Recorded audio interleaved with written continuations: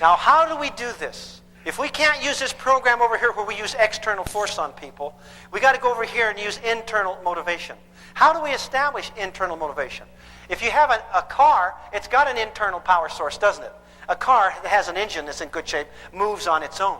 But if you don't have that internal power source, you have to use external force. Do you understand?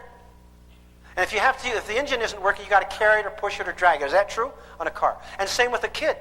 If a child has an internal power, they're self-motivated, then they're going to work themselves. They're going to do their stuff themselves. But if they don't have that internal motivation, then you got to use this external stuff and force them and pound them and carry them and drag them. Is that true? Is that fun? To get after them all the time about their bedrooms, about fighting and quarreling with each other, about not doing their homework, getting in on time? You want kids that want to keep the rules. You want kids that voluntarily agree to keep the rules. That's what you want, and that's what you can get with this program. So what we're going to do is talk about how kids are motivated internally. You have a boy that's been out on the desert, and he comes in now, and he's been without food for 3 days, water without 1 day, without water for 1 day. And he comes in now, and guess what's happening? What's he got on his mind, people? Food and water. And he comes in the front door and says, "Good to see you, Herkimer. Missed you." And you got 10 hamburgers sitting here. Oh, they smell so good. And waffles and syrup and strawberries and ice cream and root beer. And what's he thinking of? Oh boy, and he's going to eat right now. And you say, wait a minute, we got a rule in the universe that we plant, we sow before we reap. We build a house before we live in it. We make a suit before we wear it. That's the law of the universe. Now, we're going to teach you that law. And that means that we work before we eat. Oh, and then he will say what? Let me eat first, and I promise I'll, what? Do the dishes. But that's a lie. That's not true, because that's against nature. And it won't work that way. You got to plant before you sow. And so you tell him this. As soon as you get the dishes done, we'll eat, son. Now, if he knows you never lie, and he knows he's got to do the dishes first before he can eat, how long will it take him to do those dishes? And he does them lickety-split, bang, bang, boy, he's done them. And now he's eating. Now, did he do the dishes because it was his turn? Did he do the dishes because he wanted to help mother? Because he wanted this altruistic self-fulfillment in life? He wanted to live in a nice house. Why did he do dishes? Because he was hungry. And that was the door to the dishes. And the dishes were the door to the food. And now he does it. And he eats 10 hamburgers. And he eats 10 of those waffles. And he's eating bacon and eggs and a couple of quarts of ice cream and a gallon of root beer. And he is feeling no pain now. In fact, he's laying in the front room stretched out. Oh! Is that true? Why did he do it, people? What is the motivator? What motivated him to do those dishes? What will motivate your kids to get along? What will motivate your kids to be sweet and pleasant around the house? What will motivate your kids to do this? What is the one word? What is it? Need. You put on a coat because you need to. You go to work because you need money. You build a house because you need shelter. Need, need, need. It's a 4-letter word. It's a wonderful word. And that's the way the universe is set up. God provides the raw materials, and we have needs. We need to eat. We need clothes. We need this. We need that. And so we work, and we are motivated. And so Dad says, well, that works so good. His son's laying over there with a pot belly. And he says, son, you jump up. The kid's moaning there. Oh, he ate so much. You jump up and go out and mow the front lawn and the back lawn, pull the weeds and trim the hedges, and I'll give you 10 more hamburgers and 10 more waffles. And what does the kid say? Oh, no. It almost makes him throw up. Because a need, once satisfied, is no longer motivating. The need is proportionate to the motivation. The motivation is proportionate to the need. No need, no motivation. Do you believe me? Little need, little motivation. Big need, what? Big motivation. It's proportional. Now, we got a little problem here that's built into our parenting program. This need is hierarchical. First is physical needs like food and clothes and stuff like that. and then security needs, and then social needs. Kids don't make their bed to feel self-fulfilled. They're still reptilian brains, still thinking territorially. And they make their bed because of other reasons. Later, when their brains are developed, when they get older, they will develop some of these higher motivational levels. But most of us don't operate at that 4th and 5th level anyway. Now, here's what happens. Youth today loves luxury. They have bad manners, contempt for authority, no respect for older people, and talk nonsense when they should work. Is that true? Is it? Young people do not stand up any longer when adults enter the room. They contradict their parents, talk too much in company, guzzle their food, put their feet on the table, and tyrannize their elders. Is that true? You know it. Socrates complaining about the youth of Athens in his day, 2,500 years ago. I'm here to report to you all the progress we're making. So what's new? Let's look at this. What is teenage retirement? Now we're headed for a crisis here. What is teenage retirement? Teenage retirement is a term that describes the attitude and lifestyle of children of any age that do not earn but instead are what? Given everything. These children neither earn nor save much. They develop a sense of entitlement. They're self-centered, ungrateful, and usually what? Do you know these kids?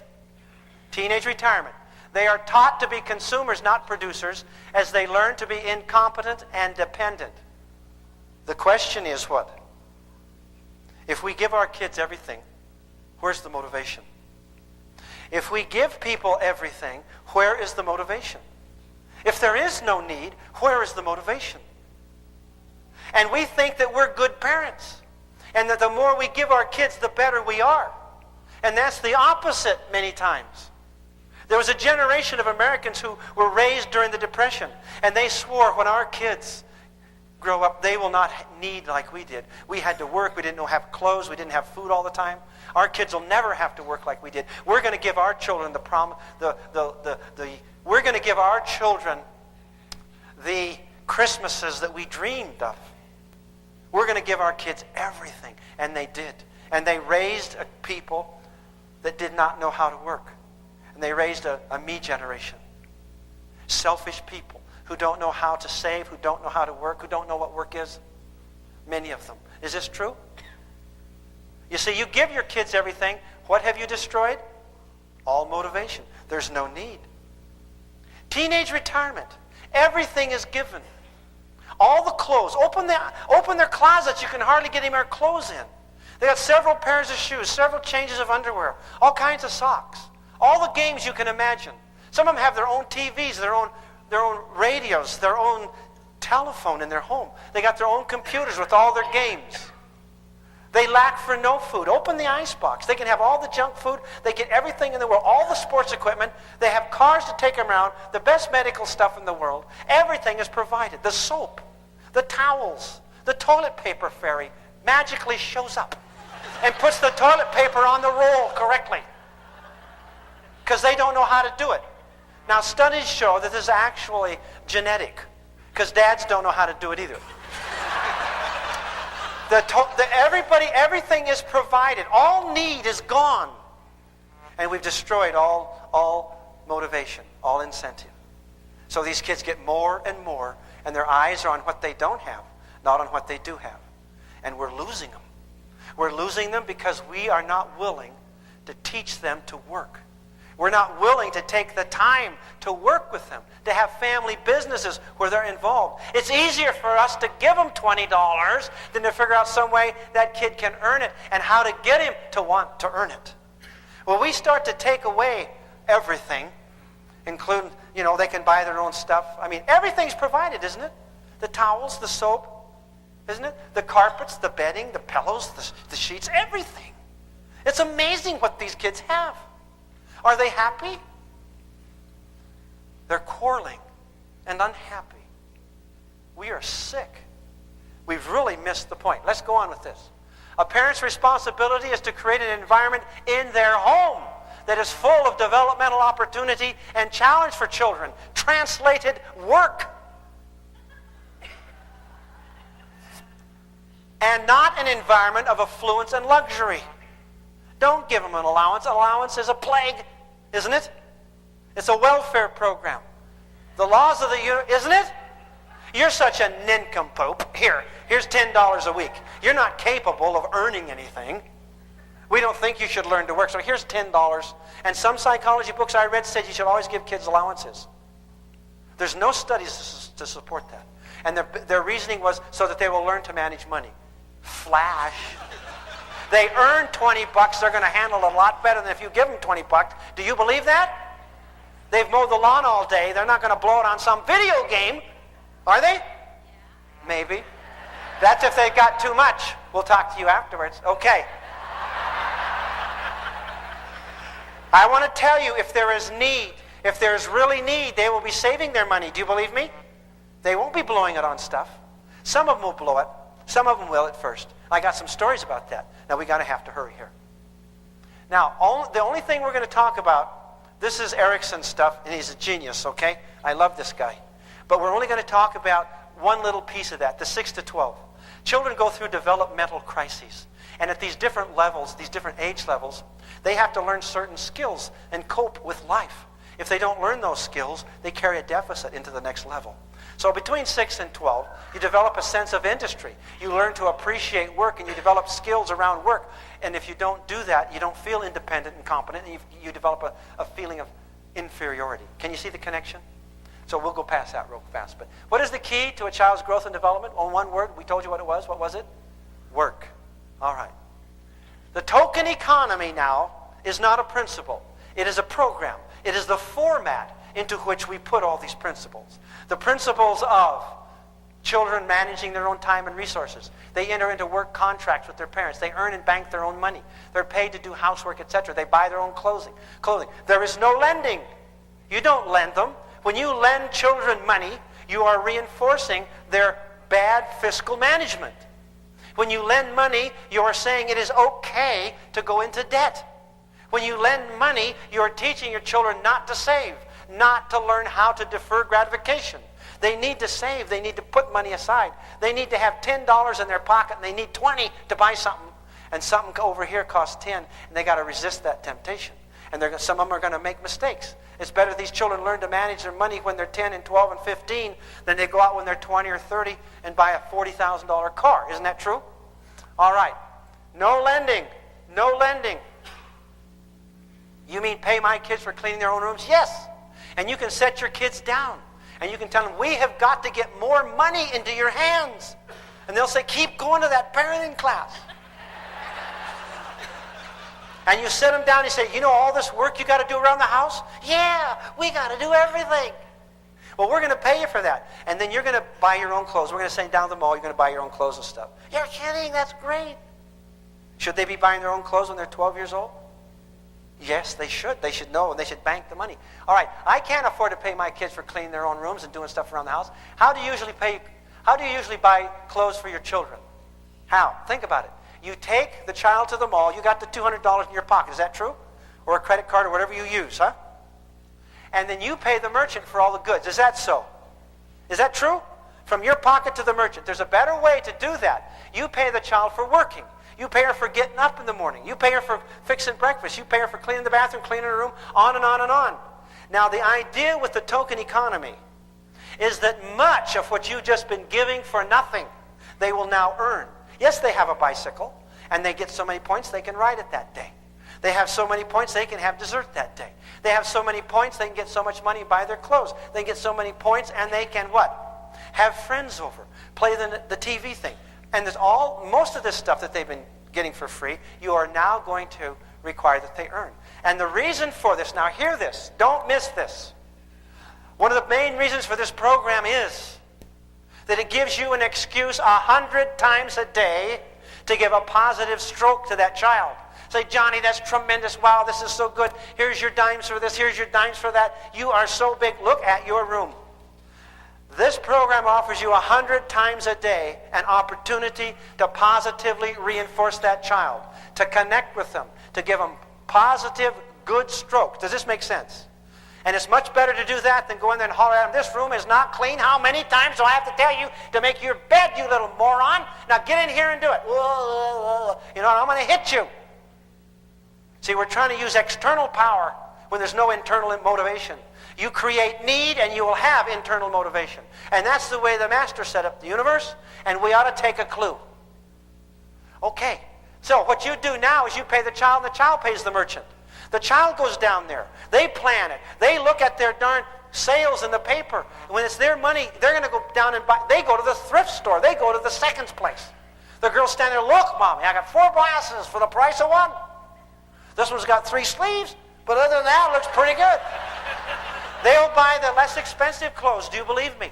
And they will shop and they will wait and they will go to the sales when it's their money. Because they don't want to blow their money all over here. They want it for this other stuff. And they can be buying their money for their lunches, earning money for their lunches, earning money for their trips to Disneyland or the fun things or their scout activities or whatever. Let them earn. They feel so good when they earn. Kids on the token economy love it. So do the parents. All right. Now, how much does it cost you? How much did it cost you? You pay out of your pocket $200, or you have the child earn $200 and she pays $200. How much does it cost you? The same amount. It has not cost you more. Now, when the children are little, 5 and 6 and 7, you get into it gradually, and you use your head on it. There's age-appropriate application. Don't go up to little Harry that's 6 months in the crib and say, you know, we went to this parenting class, and we don't think you're pulling your weight around here. And so, you know, you got to have age-appropriate application here. So don't be ridiculous. But in the beginning, the token economy supplies all the needs for the child. When that kid is 10 or 12, he's got a paper route. Now maybe the token economy, the family economy is only providing maybe 75%. And he's out there earning $50 or $75 a month. And he learns to do that. He feels good. All my kids worked. David didn't want to work at the fun center. He didn't want minimum wage. So he developed a car detailing business where he'd go around the car dealers and clean the engines. And he did a great job and cleaned the car. Made a lot of money. Jimmy painted curbs. Angela had 24 piano students by the time she left for college. Danny sold drugs. All my kids...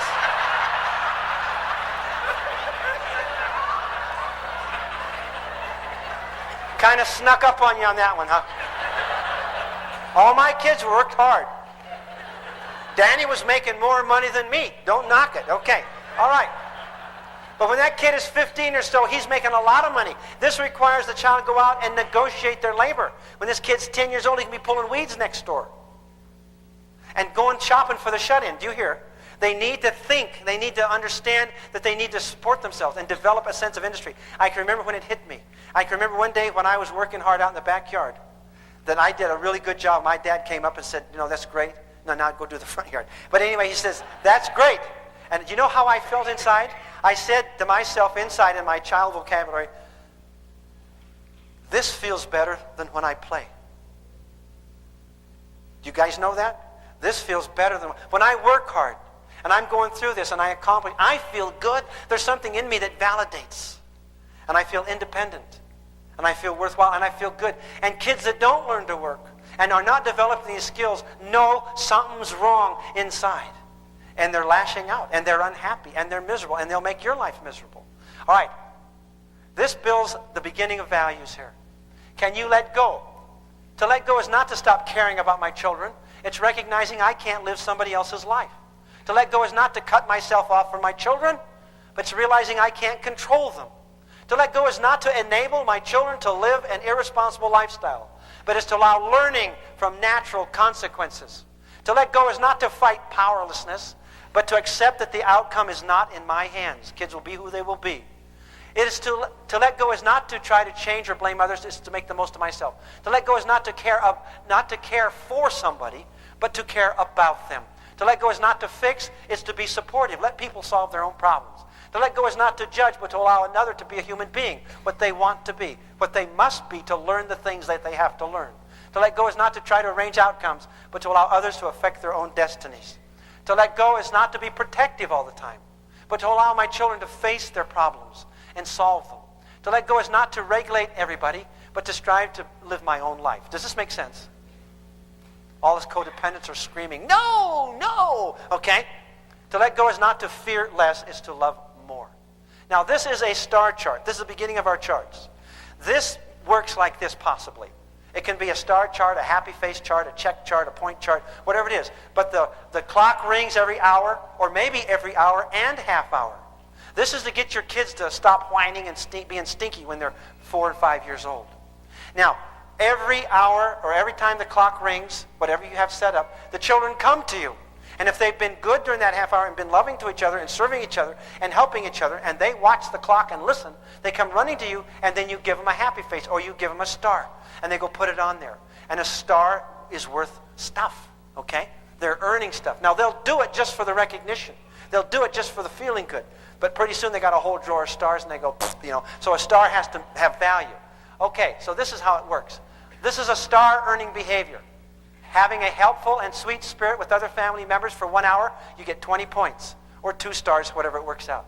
Stinky spirit, lose 20 points and spend the rest of the hour in timeout or do a service. Your choice. Huh? Star reward, 20 points, you get a special treat. 60 points, a special toy. 100 points, 1 hour TV. 150 points, a choice of dessert. 200 points, play with friends. Do these kids love these points? They do. Now remember, points turn into money and points turn into privileges. So you got double reinforcement right there. And they feel good about it. Now, these are not chore charts. They're earning contracts. They're signed. The behavior is specific. The payment schedule is specific. This happens to be a little boy. You're teaching him how to take care of a dog. You know, they don't take care of a dog. Get rid of the dog. You might have to go through several dogs. Okay? One lady, I told her, she said, my son will not feed the dog. He will not take care of the dog. I said, get rid of the dog. She says, I can't. I love the dog. I said, get rid of the kid. She says, there's a thought. Okay. I knew you'd come up with a good answer. But see, you might have to go through several dogs. You will not allow a child to neglect neglect an animal. That's cruel. And so you might have to go through several dogs. And then they'll cry, but then they'll get over it. And then you say, okay, let's go look at a little puppy. You go down and look at a puppy. Now they can save $50 and get a puppy. Whatever. Anyway, keep them busy. All right, so these are not chore charts. They're earning contracts. Now this happens to be to take care of the dog. The kid agreed. He bought the dog. If he doesn't feed him and take care of him, the dog will be gone. So this is what he does. He's going to get paid for this. These are the points he makes. Let's look how it works. Behavior. You feed Wilbur. That's the dog. AM and PM, you wash his dishes, pick up his landmines. Before 5. Before 5 p.m., you get before 5 p.m. each day. The consequences for compliance and non-compliance. Clean his dish, 10 points. Feed him in the AM, 10 points. Feed him PM, 10 points. Pick up all his landmines, 50 points. That's kind of nasty. So you get a lot of points for that. Okay, service for feeding. Now, if you don't do it, then maid service kicks in. And somebody else gets paid for doing your stuff. And if somebody feeds your dog, you got to pay them $1. And if you got to clean up their messes, it's landmines are $3. And loss of pet for neglect. Does this make sense? Now, the child keeps these points. They want these points. Now, if he's really in need and needs lots of money for scouts, needs new basketball shoes, needs sporting equipment, is he going to really work? You say, what will turn him on? What's the hot button? What will you kill for? You know, son, if you get 500 points today, we'll let you beat up your sister. Okay, that sounds good. Deal. And it's signed and everything. Now, remember, a contract is a contract. That son has put his name to the contract. If he's agreed to mow the lawn and there's 4 feet of snow, shovel the snow and mow the lawn. Because your word is your word. A contract is your honor. It's your integrity. It's your reputation. It is your soul. Do you understand? So you do it. One kid comes in and says, I don't want to do it anymore. I want to get $10. You're paying me $7. I want to get $10 for mowing the front and back. Dad says, you're under contract. Well, I don't need the money. This has nothing to do with money. It has to do with you honoring your word. He says, well, I want $10. He takes off. The boy comes home, and he finds the little boy next door mowing it. He says, he's out there mowing my lawn. Dad says, it's not your lawn. You breached your contract. He's out there mowing it. Well, I'll mow it next week then. I got a contract with him for 3 months at $5 a week. $5 a week. A little union buster out. You don't touch him. He's out there doing a good job, and you just let him go. After 3 months, the boy wants to renegotiate, right? Okay, I'll do the lawn. I'll do it for $7. What does Dad say? Hey, going market price is $5. Competition, business is business. Bad move, son. Okay? Do you understand? These are dated. They negotiate their labor. And they put their writings down in contracts so that they honor their words. This is so important for integrity. It's so important that they learn responsibility. When it's raining or whatever, they're going to be out of town, they get that lawn mowed because they're contracted. And Dad teaches that. That has to be mowed no matter what. Whether you're sick or whether you're in town or whatever, that lawn has to be mowed. That is your contract. Unless you have in the contract, unless I'm sick or unless, you understand, but you honor that contract. That is absolutely vital. Now, this is a multiple behavior task record. Remember, it's not a what? Chore chart.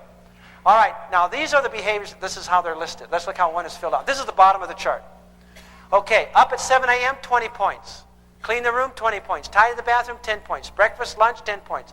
Home by 3, 10 points. Feed the dog, 20. Kitchen help, 30. Now this kid's kind of mouthy. You can see where they put the emphasis. He doesn't do a good job in the kitchen, so he gets 30 points for doing the kitchen. Getting along with sisters, 30 points. In bed by 9 is 20 points. Cooperating and polite with mother, there's what? So, yeah, there's 30 points. So there's like $1 there for just doing the dinner, not having raisin heck at dinner, okay? That's what this is all about. And sitting at the table being polite. Now, there's a possible 200 points if you get them all. But if you get at least 150, you can get bonus points. Now, these bonus points are fantastic. It's an extra 50 points. So it's possible to get 250 points a day. Do you see how it works?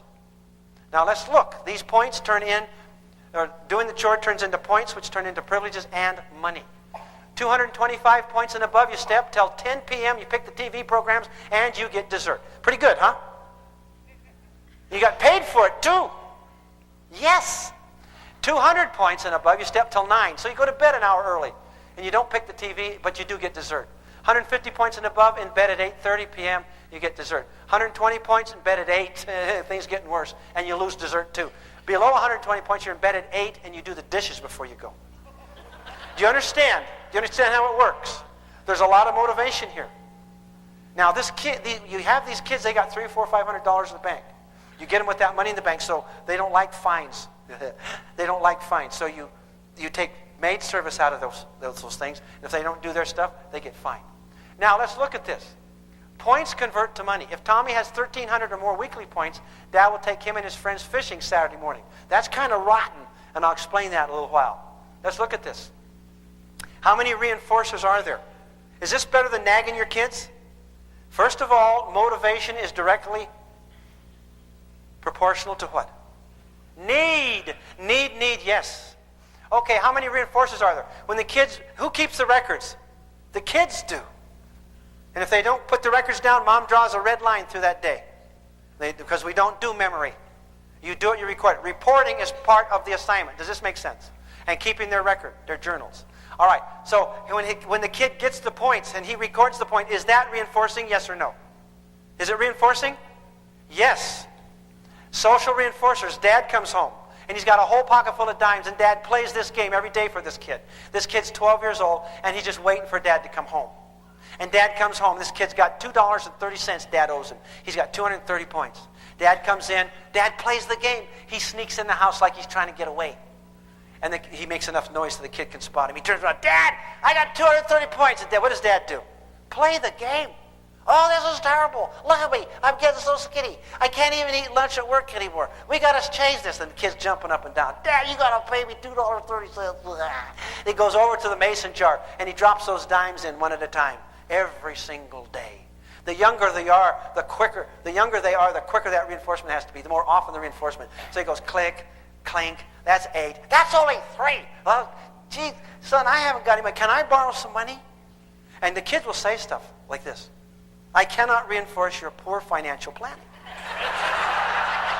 I cannot lend you money.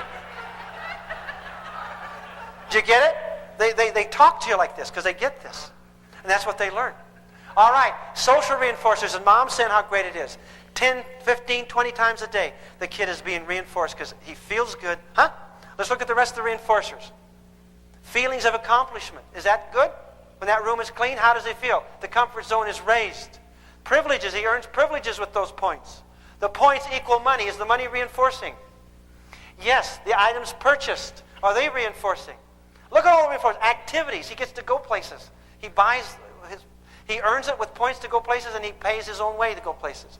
Active recording is reinforcing. Encouragement of friends. That's that dirty one I told you. Remember? If he gets 1,300 more points, he gets to go. Dad will take him and his friends fishing. Isn't that rotten? Now you pick big kids in the neighborhood. They come after your little boy. You're being nice to your sister. Because we want you to get those points so we can go fishing. Do you get it? You be nice, we're going to whip you. But anyway, the idea is the kid says, get off my case, you're worse than my parents. But the kids in the neighborhood got a vested interest if your boy's cleaning up the dog poo. And they, kind of interesting. All right, now we've had some complaints about this. It really does work. I got to tell you about this one case. This dad and mom are into the program.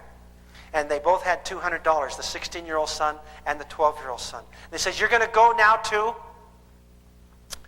the mall. Mama went all through the sales and all that and buy school clothes. So off they went. And mom just dropped them off, went home and prayed. $200 for this 12-year-old and the 16-year-old, each $200 each.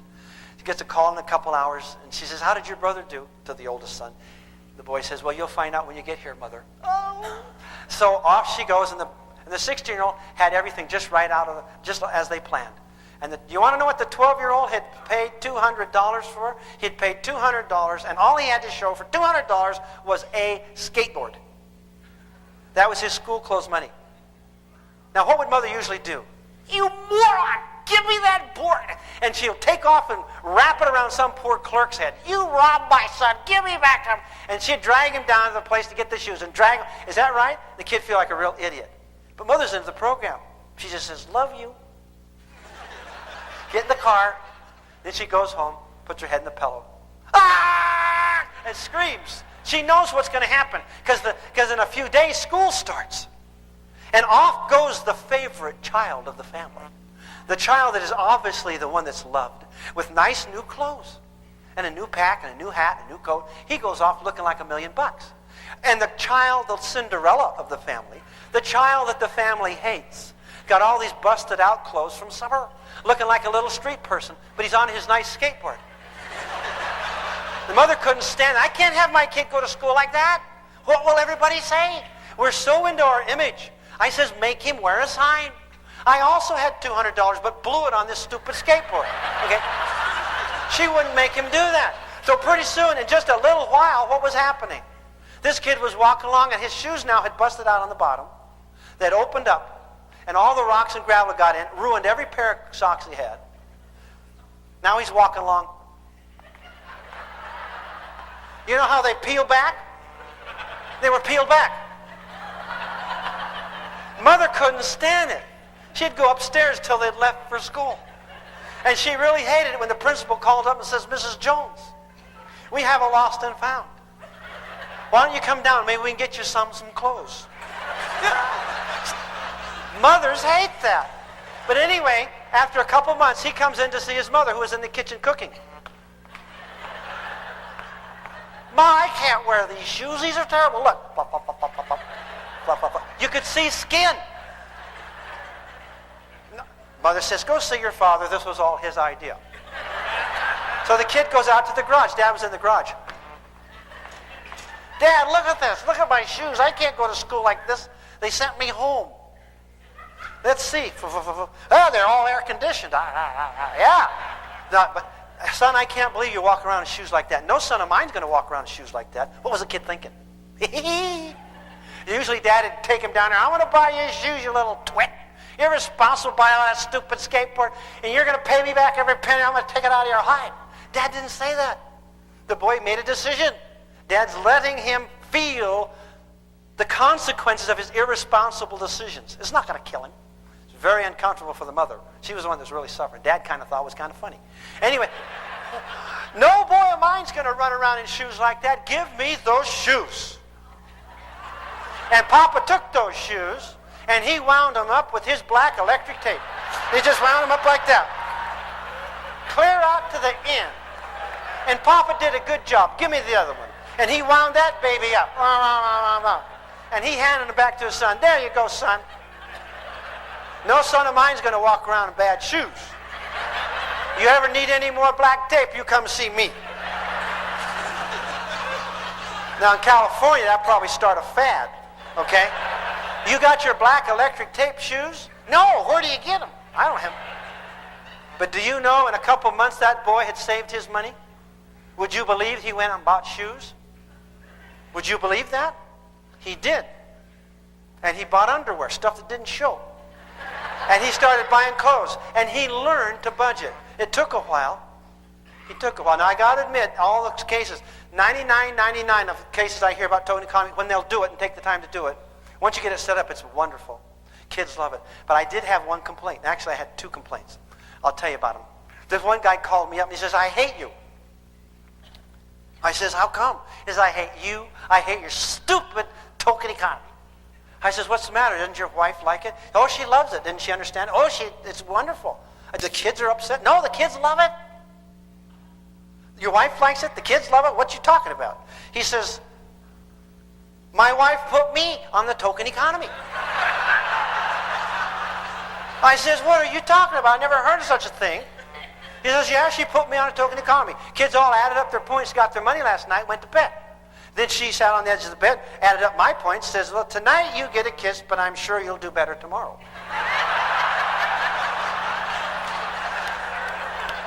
He says, I hate you. I said, I don't blame you. He says, what'll I do? I said, it sounds to me like you better shape up. Remember, the program works on what? That's right. Okay. You got the idea? Now let's look at some of these. Need. No need, no motivation. Big need, big motivation.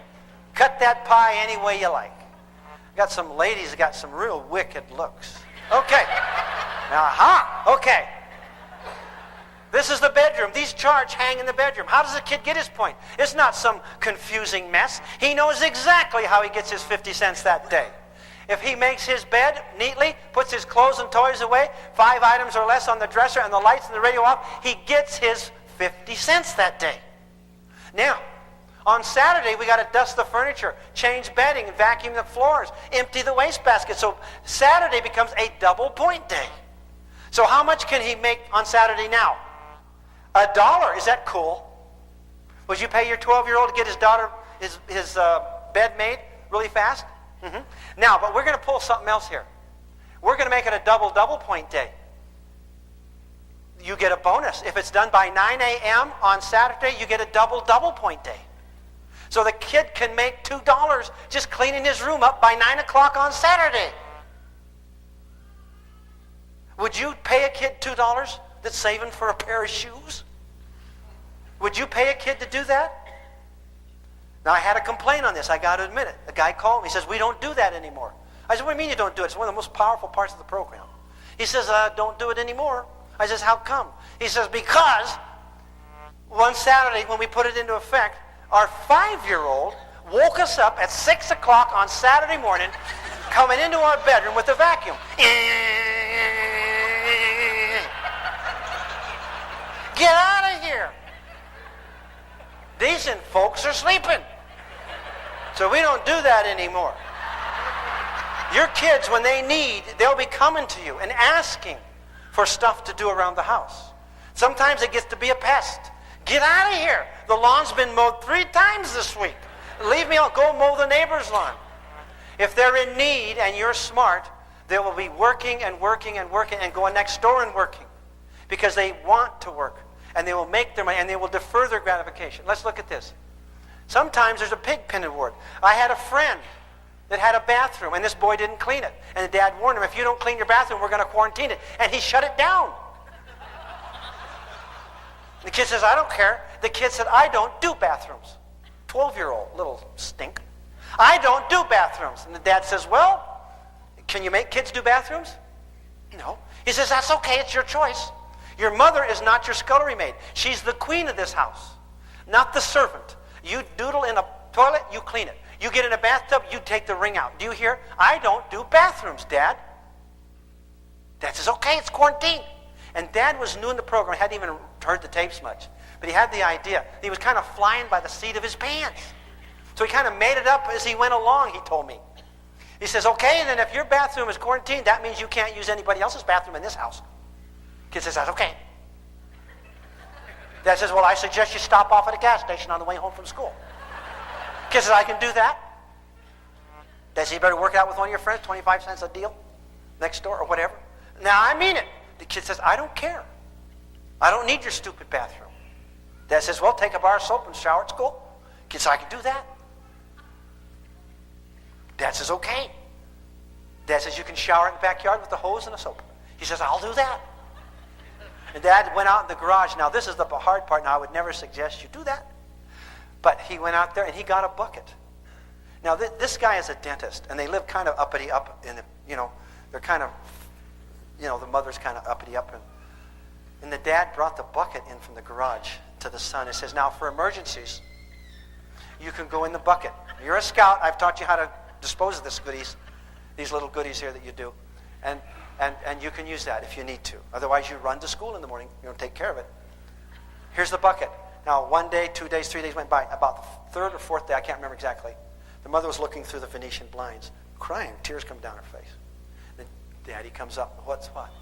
And there, he looks through outside, and their son's sitting on the bucket.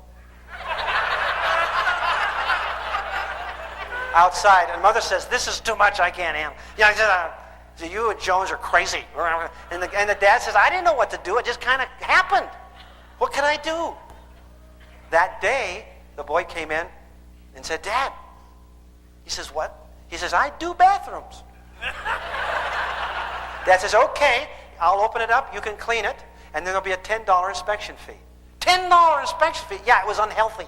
And I'm the only one authorized to pass on the health issues. It was $10 inspections. And if you don't pass, the second one is $20. Well, the kids straightened up right away. All right. In the kitchen, they don't do their chores in the kitchen. This one lady was in our group, and she had like an 8-year-old and a 10-year-old that every day would come in and not get the table set on time, and it got to be a real issue. This lady was an actress, very fastidious. The children dressed for dinner. Can you believe that? These little girls. So they came to... She said, I'm tired of hollering at them to get them in here on time, and they won't do it. It's a little power struggle. What do I do? I said, just natural consequences allow a crisis. Just go for the natural stuff. She says, okay. And she had a good imagination. She came back and reported to the group, this is what I did. We said, sure. She says, okay. The next day, we went home, and they came in for, this time they had on their yellow dresses and little white pinafore things, and they little bows, and they came in. It's time for dinner, come eat. And the girls come in. Oh, Mama, we forgot to set the table. We'll get a set. That's okay, sweethearts. Mama loves you. Sit down. But Mama, the table's not set. There's nothing to eat. That's okay, sweetheart. Sit down. Mama loves you. But Mama said, sit down. It's okay. So they sat down. You can eat off this woman's floors. She's a fanatic. And so they had a prayer on an empty table. Papa was there. And Mama went after the prayer over to the stove and picked up a pot of spaghetti that had all the tomato soup in it, and all the hamburger, and all the cheese half melted, and the onions, and brought it over. And this big scoop she had in her hand. And over her husband's shoulder, she just kind of flung it.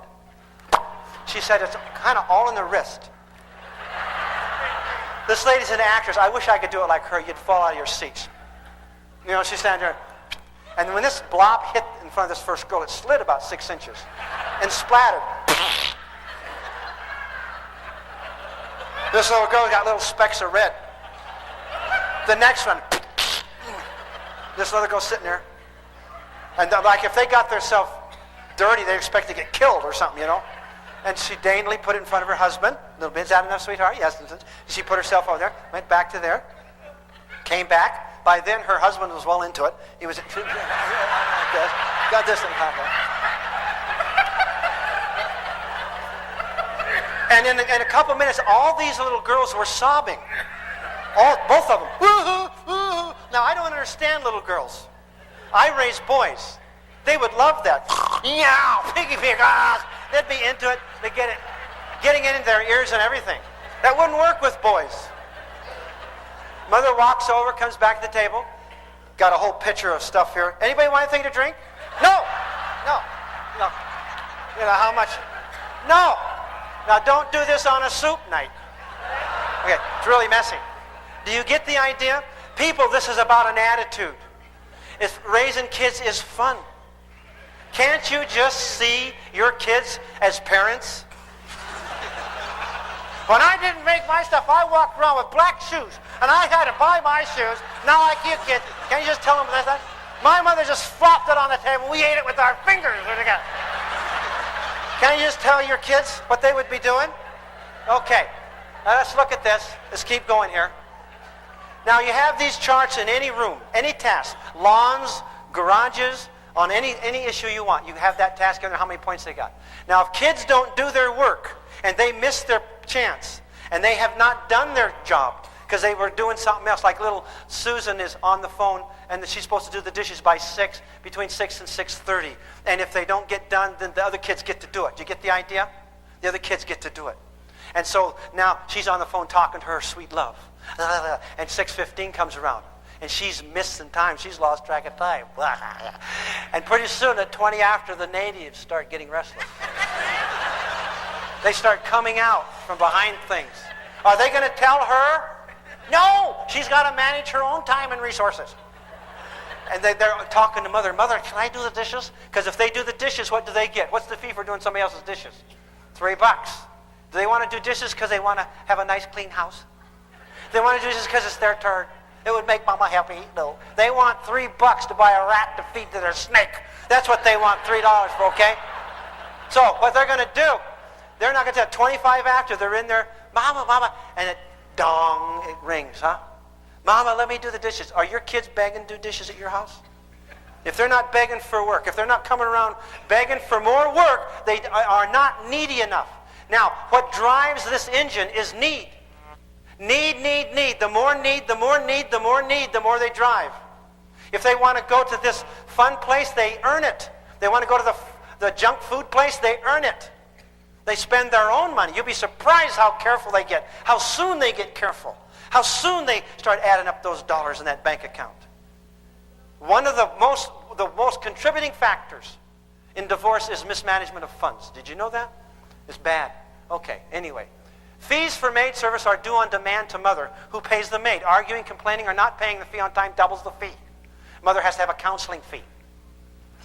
You complain? Go ahead. All right. Mother loves everybody. Mother has gotten dangerous. Now let's look at this. Now we're going to end this here, and we're going to talk to you about problem ownership. There's nothing more important that I'll tell you tonight than problem ownership. It's how to get the problem off of you onto the kids. How many kids are worried about unmade beds? How many? Do you ever have a kid come home and say, I felt terrible all day at school. I forgot to make my bed this morning. I felt terrible. The token economy shows you how to shift the problem gradually from the children, from your shoulders to their shoulders. So that when they're 12, 14, they've got a lot of their own responsibility. Let's look at this. Who's worried about unmade beds, dirty dishes, the trash, bathrooms, quarreling? Who's worried, mother or kids? Mothers. Do you have kids worried about the dishes? The dishes still aren't done, Mother. Can I do them? Somebody needs to do them. I'll jump in there and do them. No, your kid has to be sick. You'd take them to the doctor and have their head examined if one of them said that, wouldn't you? Okay. The person who is worried about a problem is said to what? Own the problem. So who owns unmade beds? Who owns unwashed dishes? Who owns the dirty backyard? Who owns the problem? Mom and Dad. The kids don't worry about it. Kids can walk past piles and piles of trash. Doesn't bother them. Okay. Can you get your kids to own these problems? Yes. This is called shifting problem ownership. Now let's look at this. Herkimer doesn't make his bed. He jumps up in the morning. You've told him to make the bed. Every morning you're a fit. But now you don't. And Herkimer doesn't make his bed. But at the door, you say, goodbye, sweetheart. Give Mama love. I love you. We're building relationships here. Goodbye. He didn't make his bed. He goes, He can take your scolding. But he comes home and you're not scolding. He comes home in his room. He goes by his room. His room looks real nice and clean. In fact, his room looks very big. In fact, it looks big because the bed is gone. Somebody's got the bed. Mother, we've been robbed. The bed is gone. He says, oh, I got rid of it. You got rid of it? Yes, I gave it to some people and they promised to make it every day. Remember, the guy said get rid of anything that's getting in the way of a good relationship. By the way, sweetheart, feed your dog. Brother, you're out of your mind. I don't need your stinking bed. Keep your stupid bed. I'm a scout. I got a sleeping bag. Just make sure you roll it up and put it away, honey. You tell them one time, you know.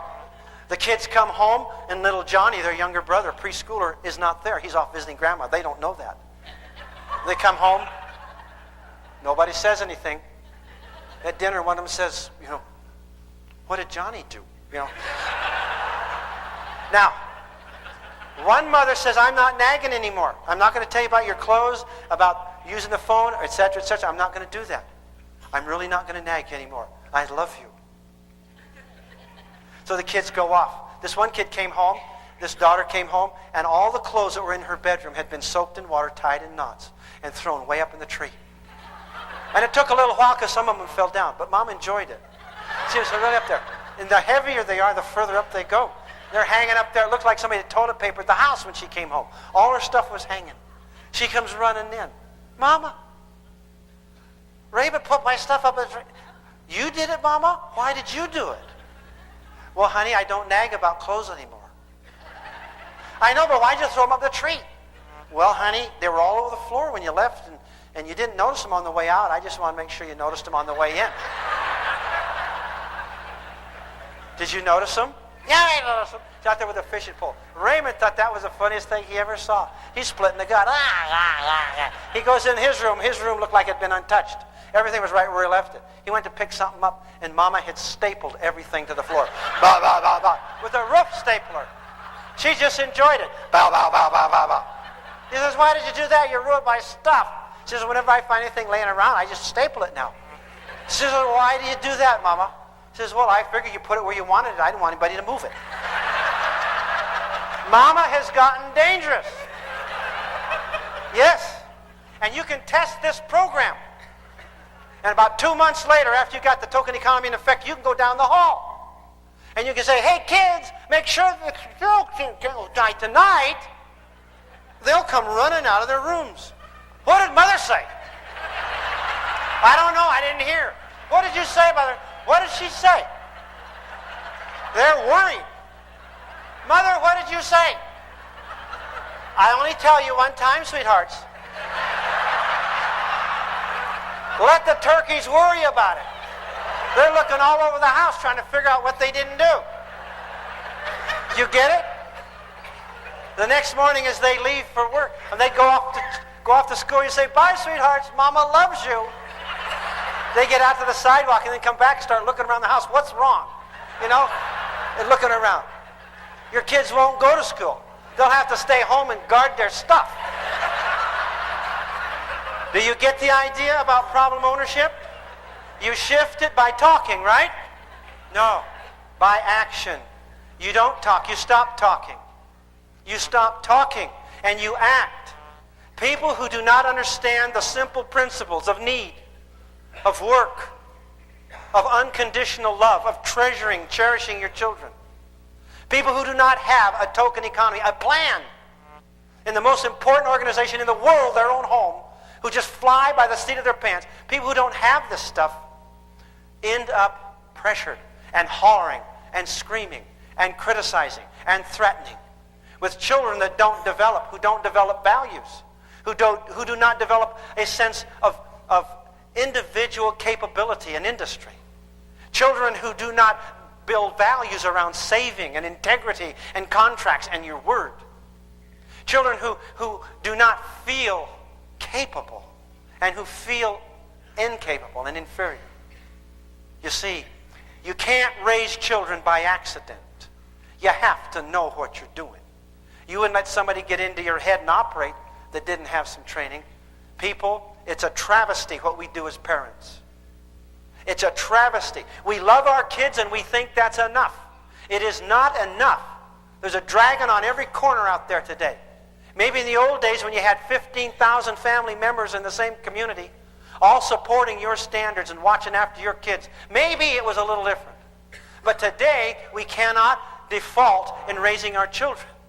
We've got to know what we're doing. Do you believe me?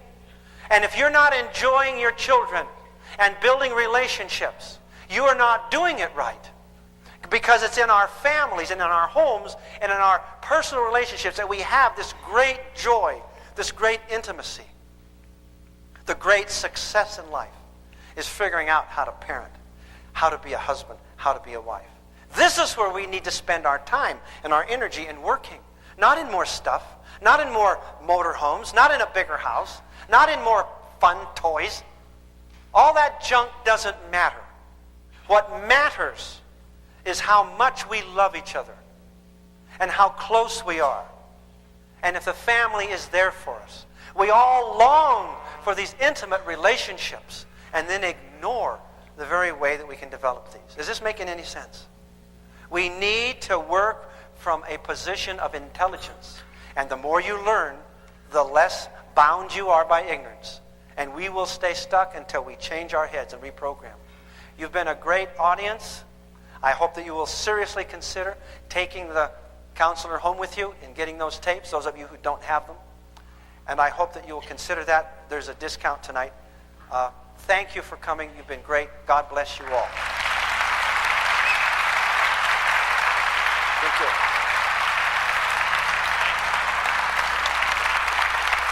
Thank you. Thank you, people. Go home and be good parents.